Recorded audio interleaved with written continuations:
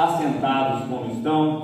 Primeiramente, dizer que os salmos que foi lido aqui na abertura do culto, ele tem tudo a ver com o que nós vamos falar hoje, já que essas quarta-feira fala principalmente de cura divina, né? E o verso de número 8 do Salmo 124, ele diz: o nosso socorro, ele está falando disso, está em o nome do Senhor que fez os céus e a terra.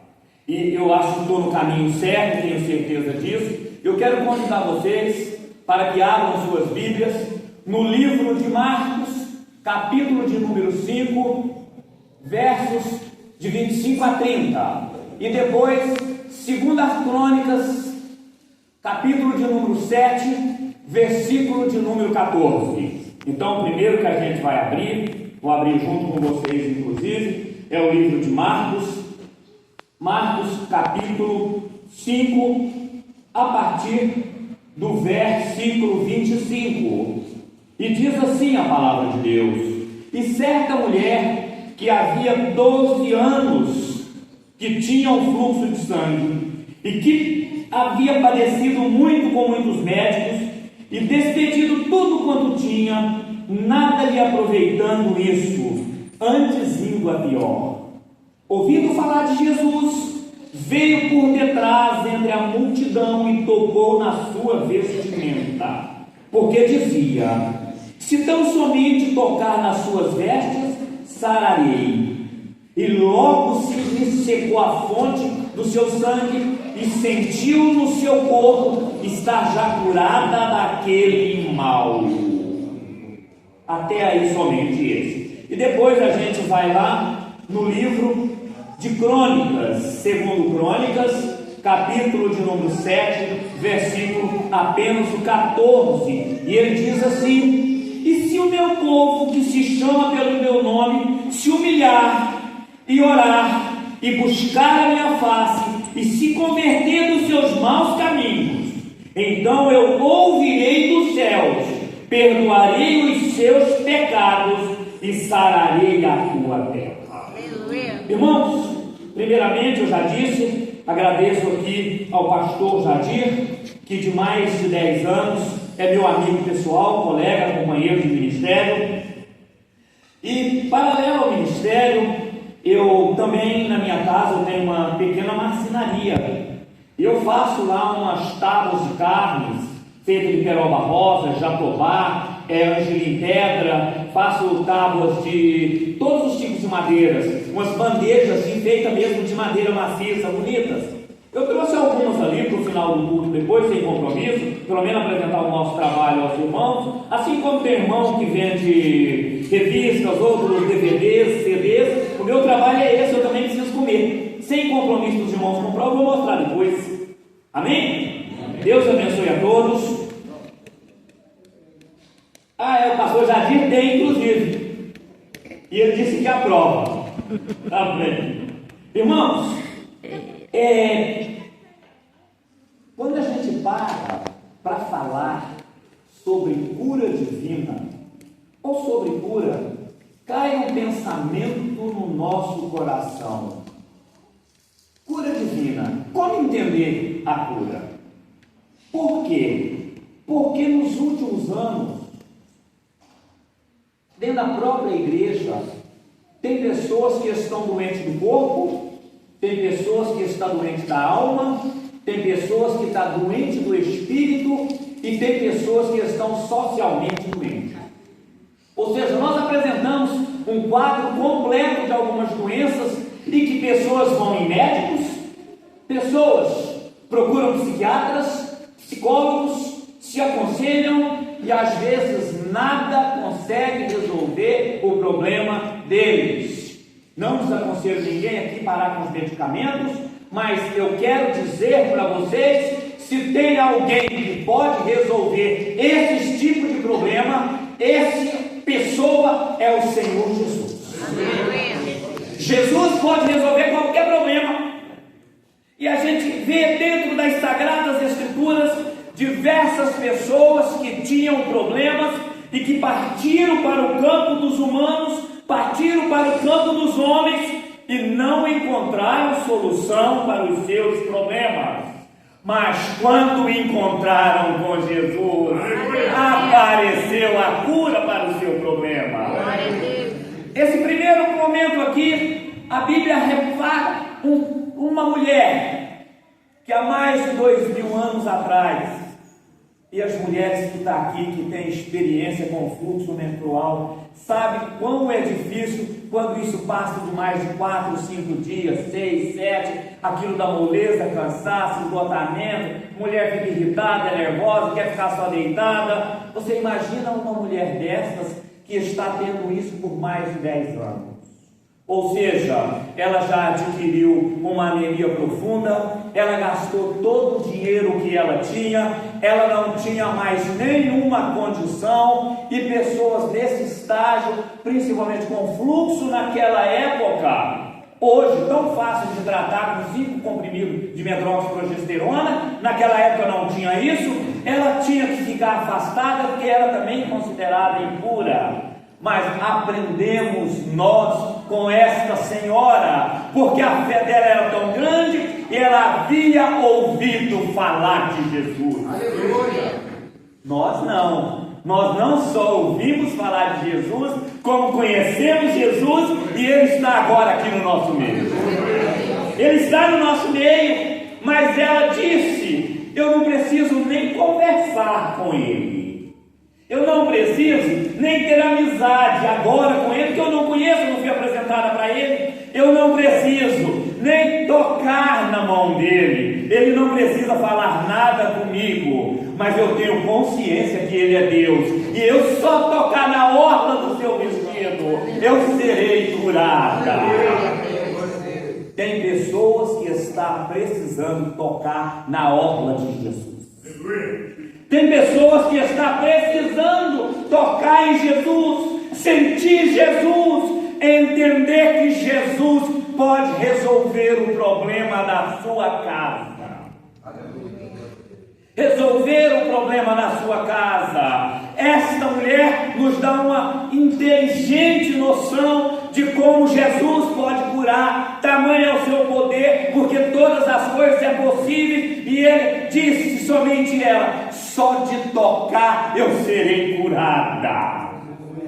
Quando nós observamos, certa vez Abraão recebeu o próprio Senhor Deus e outros seres divinos na sua casa.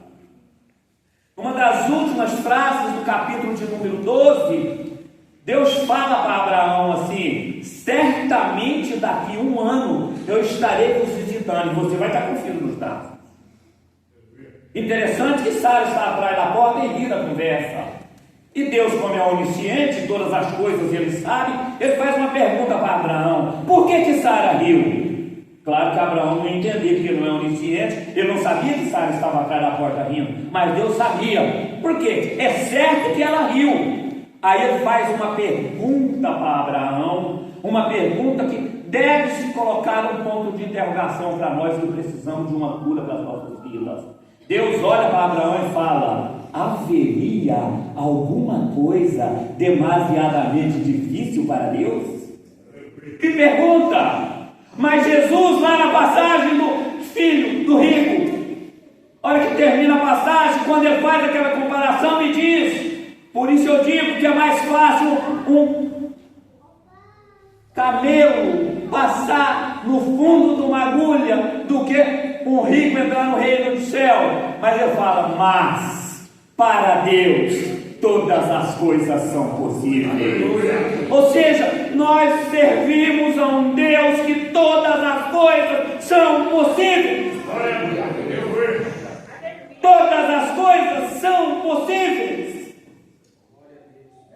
Quando a gente observa lá no livro do profeta Samuel, capítulo de número 1, nós encontramos uma mulher doente. E a doença dela não era uma doença comum, porque já havia atentado para o seu espírito.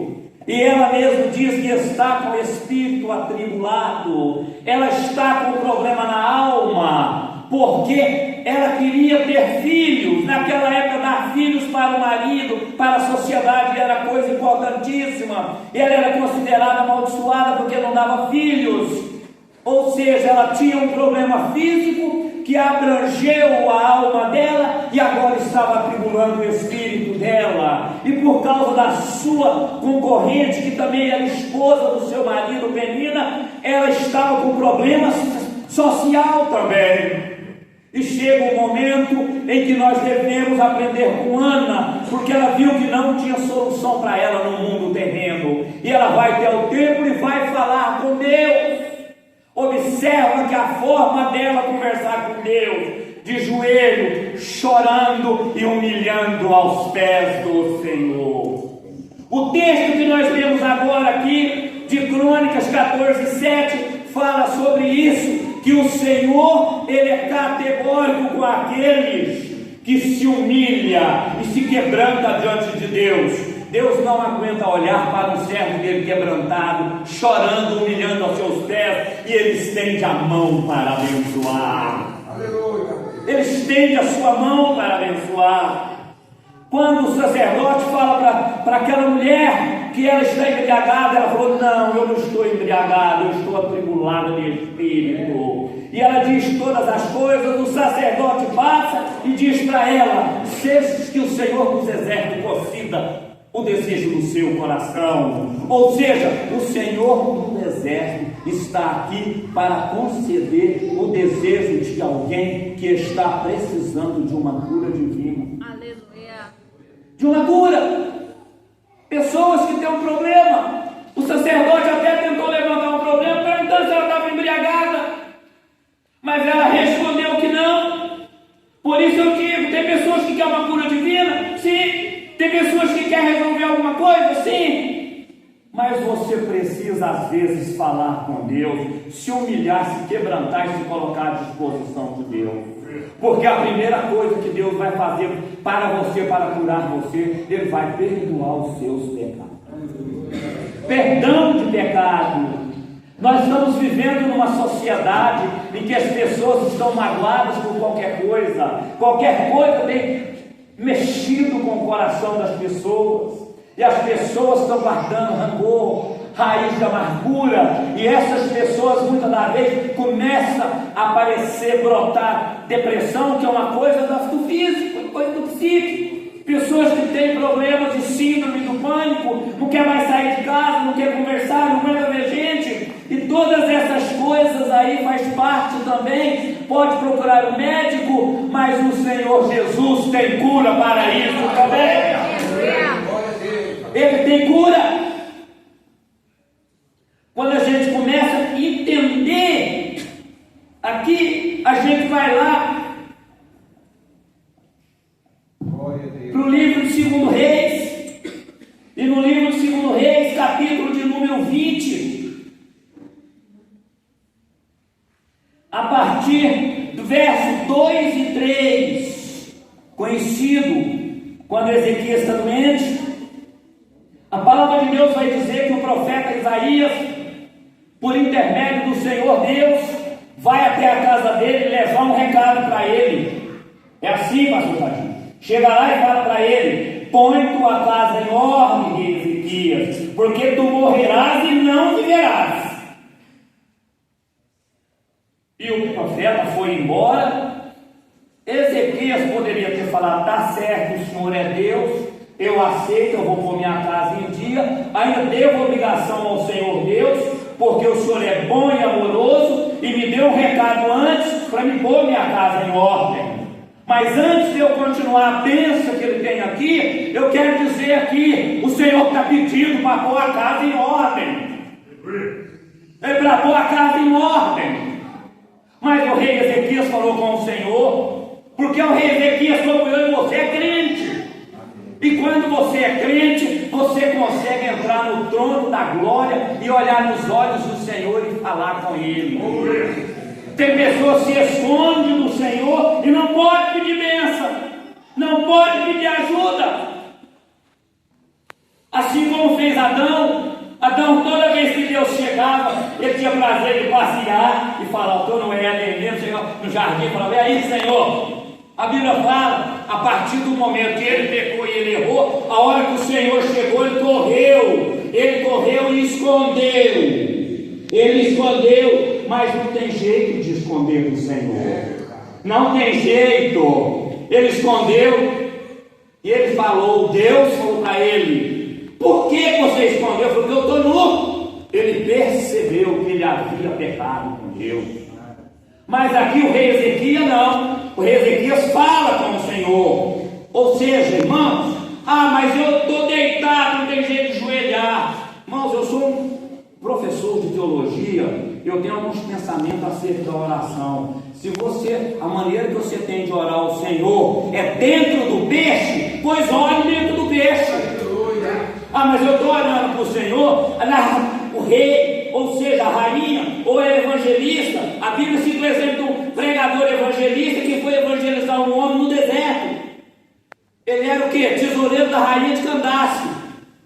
Pois foi no deserto, foi na areia que ele foi batizado e foi salvo. Aleluia. A mesma coisa é o texto aqui. Ezequias estava doente, não tinha jeito dele orar de joelho, mas a Bíblia fala que ele virou o rosto para a parede e orou ao Senhor dizendo, Senhor, se servido te lembrar de que te amei diante de ti em verdade com o coração perfeito, e fiz o que era reto aos teus olhos. E chorou Ezequias muitíssimo.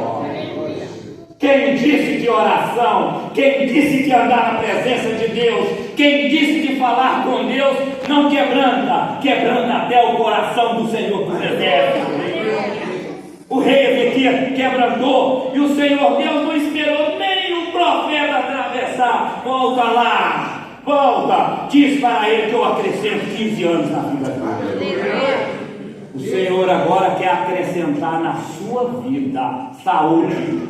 O Senhor quer acrescentar na sua vida aquilo que está mexendo no teu coração.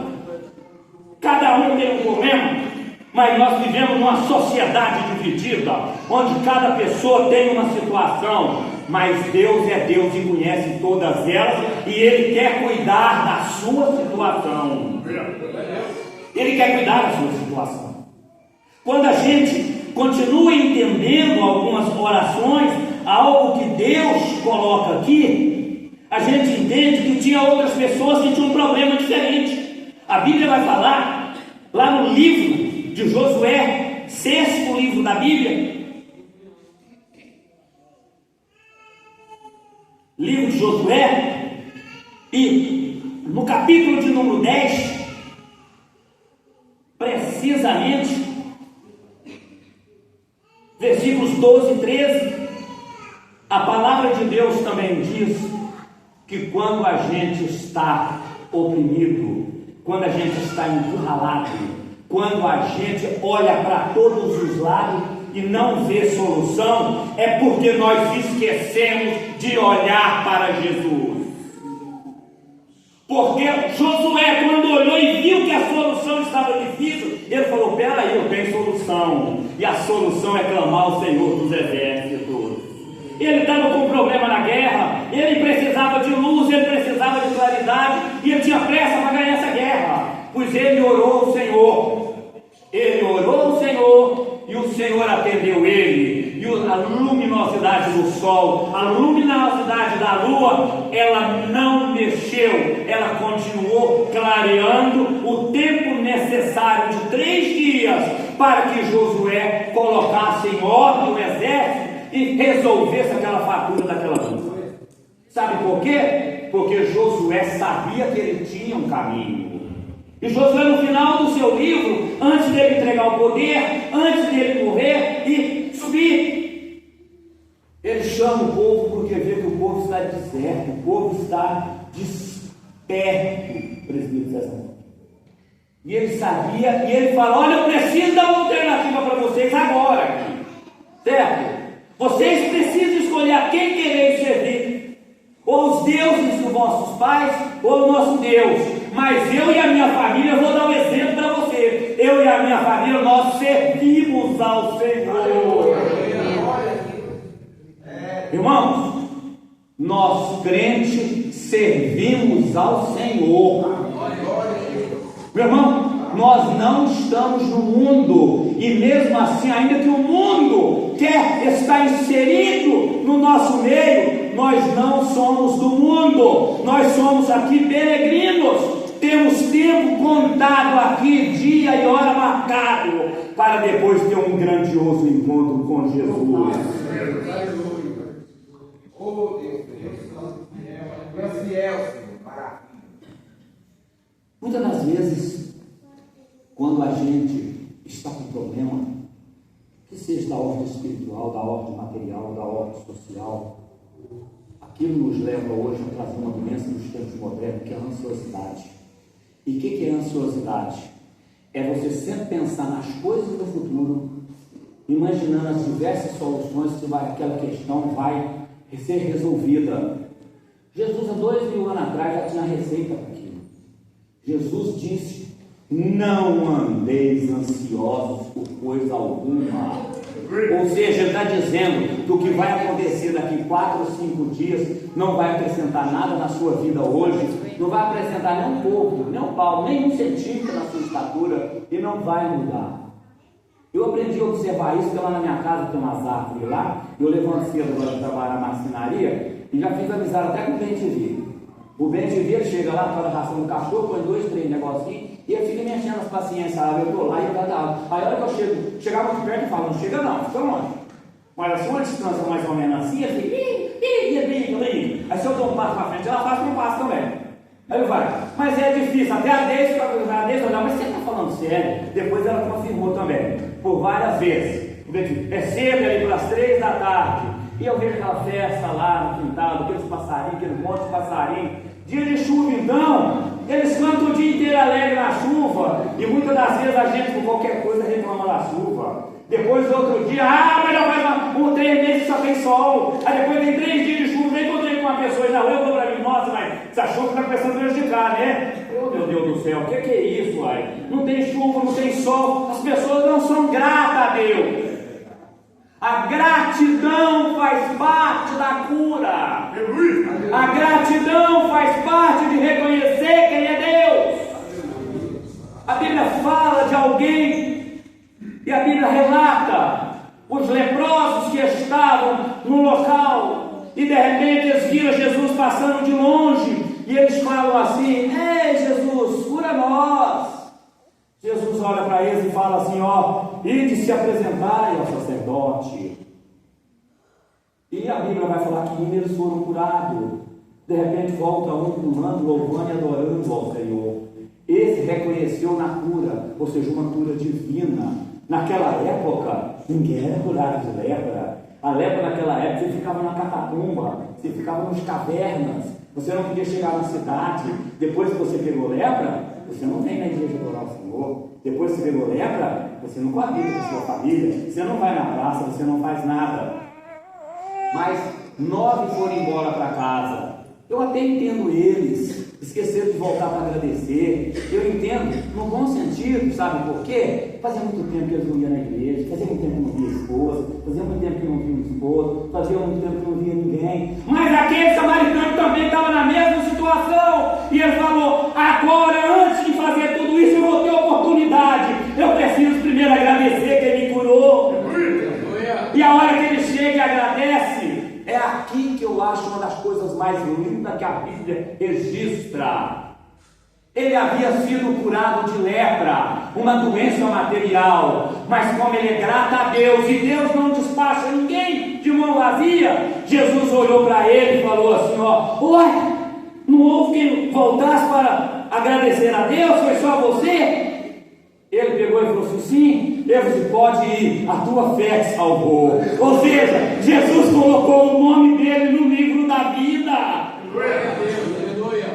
Além de curar a lepra dele, tem coisa mais maravilhosa: você ganhar a salvação e ganhar diretamente daquele que também me deu salvação e deu salvação para você. Ele deu salvação diretamente, ele recebeu a salvação diretamente de Deus, do Filho de Deus, do Senhor Jesus Cristo. A gente entende, ou seja, o Senhor curou. de uma maneira fenomenal. E caminhando, para a gente começar a pensar no encerramento, a Bíblia ensina que muitas das vezes, para se alcançar uma cura, para se alcançar resultado da palavra de Deus, nós precisamos aprender a pedir ao Senhor. O Senhor está passando próximo ao tanque de Betesda, todo mundo sabe que é o tanque de Betesda, e Jesus, principalmente, é rabino. Quando ele chega lá, ele pergunta para um homem que estava lá há dezenas e dezenas de anos: o que sucede? O que está acontecendo? O que você quer? Em vez dele falar assim: Senhor, eu quero ser curado, eu quero andar, eu vou falar, eu vou lastimar e reclamar. Nós, como crentes, precisamos tomar cuidado com isso. Jesus está perguntando: o que você quer? O que eu quero? O que eu posso fazer por você? E você está lá assim: agora ir lá, Senhor.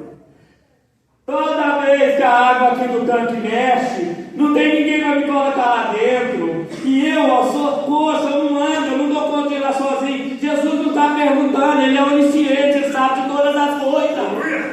Ele sabe de todas as coisas. Então é preciso clamar e falar para o Senhor a necessidade.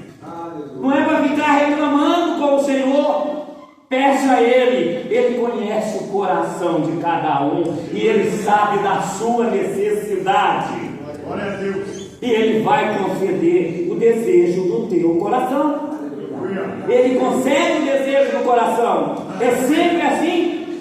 Eu não conheço. Existe alguém? A Bíblia fala por intermédio de um profeta desonesto. Profeta desonesto é a conclusão final. Interessante que a Bíblia não esconde as coisas da gente. E a Bíblia mostra um profeta desonesto: olha, eu não vou mexer com esse povo aí não, tá? Não, mas vamos fazer uma coisa aqui. Não vou fazer não. Rapaz, você é muito sério, você não sabe quem é Deus. Ele é desonesto, ele gostava de umas falcatruas assim, mas ele sabia quem era Deus. Ele falou assim: esse Deus que eu estou falando, que eu não vou mexer com esse povo aí, ele não é homem para que minta, e nem filho do homem para que não possa cumprir a sua palavra. Então, fique tranquilo, fique ciente. Se Ele prometeu, Ele vai cumprir na sua vida. E se você ainda não pediu, e hoje a hora que você pedir, precisa entender que as coisas não é no meu tempo, não é no seu tempo, que é tempo de homem. As coisas é no tempo de Deus. Ele tem o tempo certo para todas as coisas. Ele teve até o tempo para enviar Jesus. Ele abre o Gênesis, capítulo 3, 15, 16. Ele vai falar que ele vai enviar. Aquele que é da semente da mulher vai nascer para pisar na cabeça da serpente. Ele vai falar. Mas a Bíblia vai atravessar todo o conteúdo. Lá no livro de Gálatas, capítulo 4, versículo 4, ele fala: e na plenitude dos tempos, Deus enviou seu filho, nascido de mulher toda a lei. Ou seja, não é no meu tempo, no seu tempo. Plenitude dos tempos, o que é? Tempo pleno de Deus. No tempo pleno de Deus. Mas se você não orar, se você não se humilhar, se você não pedir perdão e você pedir, Deus não vai saber que você tem a necessidade. Ele até sabe, mas Ele quer que a gente insiste na oração. Aonde está falando isso, pastor? A Bíblia fala de uma viúva que estava com um problema. Fala de uma mulher que estava com um problema com um juiz iníquo. Ela tinha uma questão problema. Ela ia todo dia pegar aquele juiz. Todo dia ela ia lá pegar com ele. Chegou o dia que o juiz falou assim: eu não aguento mais essa mulher. Eu não aguento ela falando todo dia na minha cabeça. Ele falou assim: eu vou dar ganho de causa para ela. Vou dar, agora para ela não me perturba mais. Agora, se a moral da história é o seguinte: se um juiz iníquo foi incomodado, se compadeceu de uma mulher, imagina o nosso Senhor Deus, que mandou Jesus Cristo para morrer na cruz do Calvário e salvar o pecado da humanidade. O maior problema que o homem tinha, era que todos estavam determinados à morte eterna. Mas Deus resolveu esse problema do homem. Ele abriu mão do que ele tinha de mais especial. E o que ele tinha de mais especial era Jesus. E esse teu filho ele entregou para morrer em morte de cruz. Agora imagina um pedido dinheiro seu que você vai fazer aqui hoje, ou o dia que você estiver precisando de uma interferência do Senhor Deus. Ele há de ouvir o meu apelo, Ele há de ouvir o seu apelo. Ele sabe das nossas necessidades e está disposto a colocar a sua mão para nos abençoar. Que Deus abençoe em nome de Jesus.